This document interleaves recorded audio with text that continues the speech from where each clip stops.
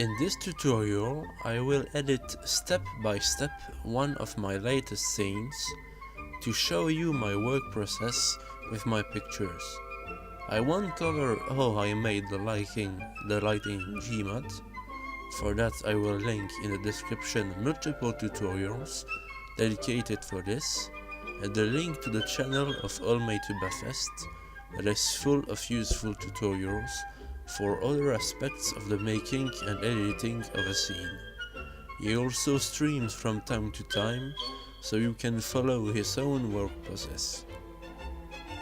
With all of that said, be warned, my English in the following tutorial is as broken as it can get. I didn't write down what I was going to say, and everything was improvised. So feel free to ask in the comments if there is something you didn't understand. Enjoy! So here we have all renders. The sky render, the shadow render, the light bounce render, and the sunlight render.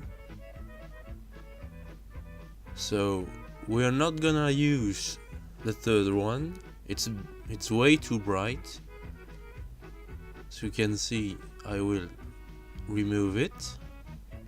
Alright, and so we can begin working on this piece of artwork.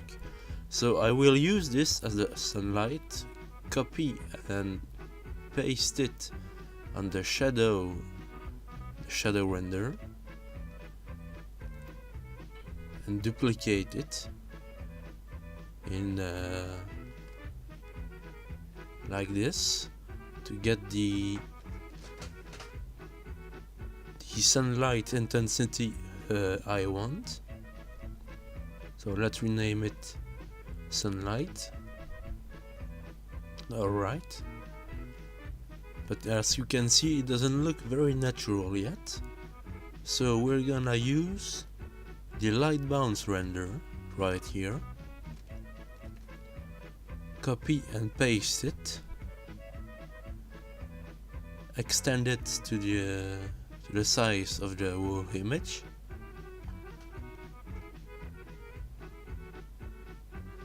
here I name it light bounce, and set it to screen.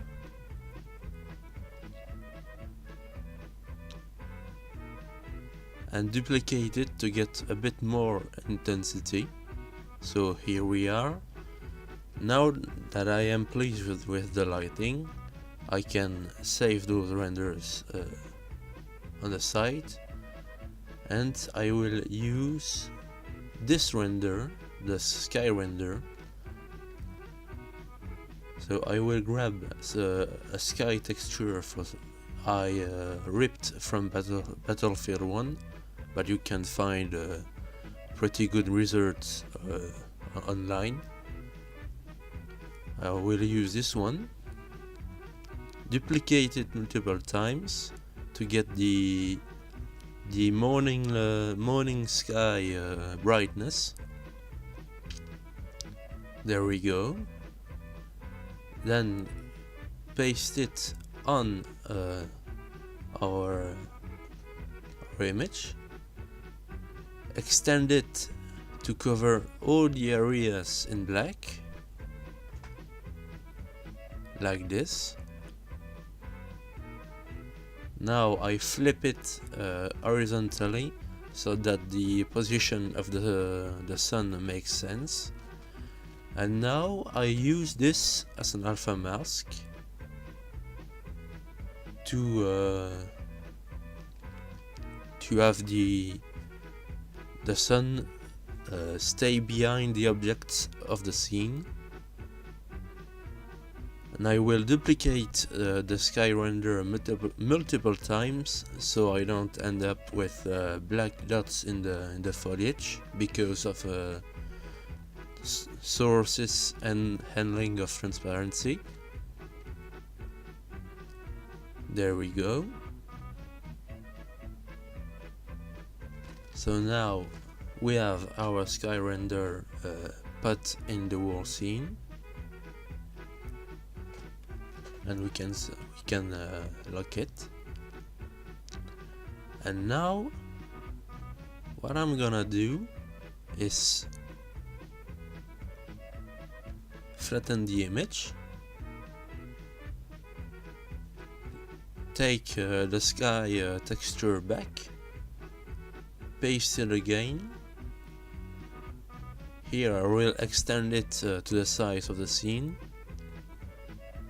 and go to filter, blur, Gaussian blur, and blur it as much as I can.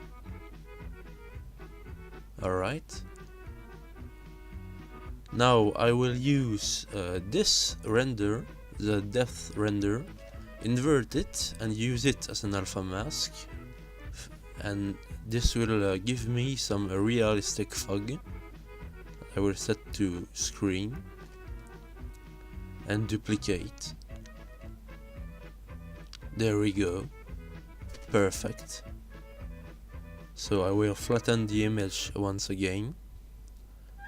And now we're pretty close to finish, so I can remove the sky texture. Not this, I will keep it for later. And now I will put the depth render as an alpha channel for the original scene, and go to blur, lens blur, and this way I can create artificial depth of field. Here I will increase the amount of blur in the background, like this. Here we go. So this is perfect, and we'll save it like that.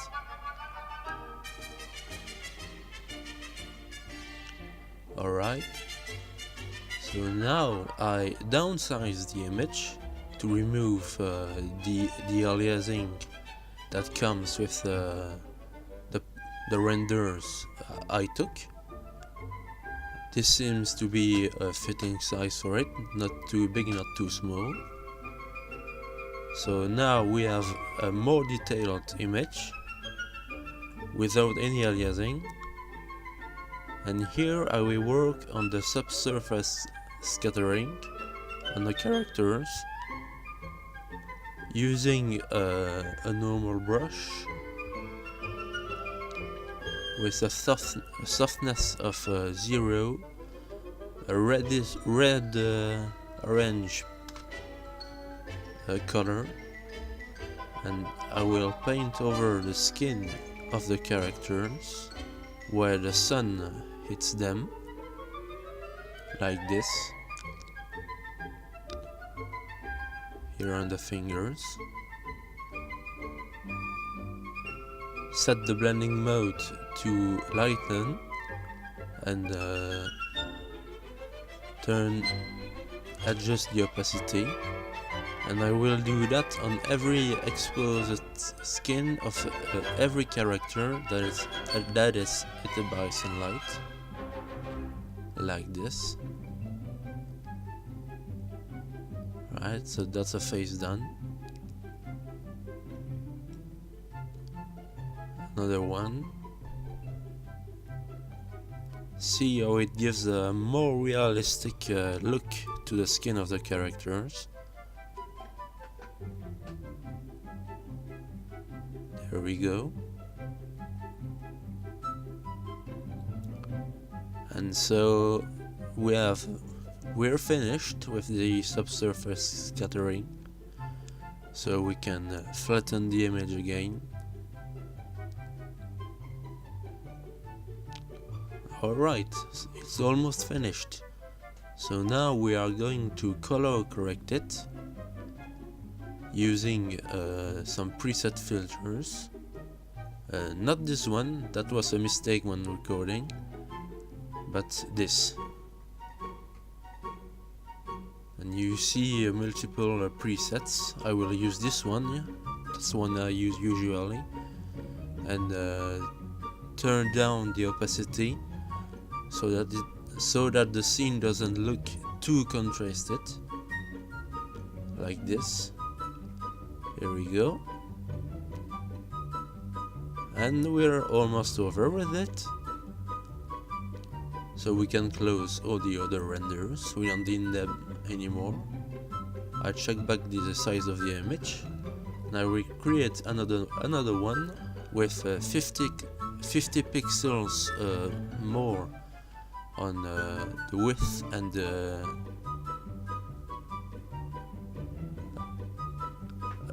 I had 50 pixels to the values. Excuse me for my broken English. And a black background. And here I make another mistake, is that I forgot the chromatic aberration. So I go to the channels, delete the alpha channel, go to the red channel, zoom as much as I can into the picture,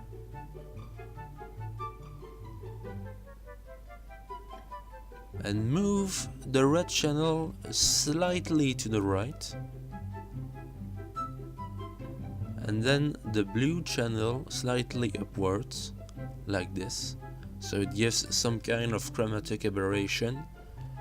Very subtle, but it makes the colors pop out a bit more and gives a somewhat more realistic look. And finally I paste it here. And now we have our finished render, ready to be posted on Facepunch or Twitter, or anywhere you want.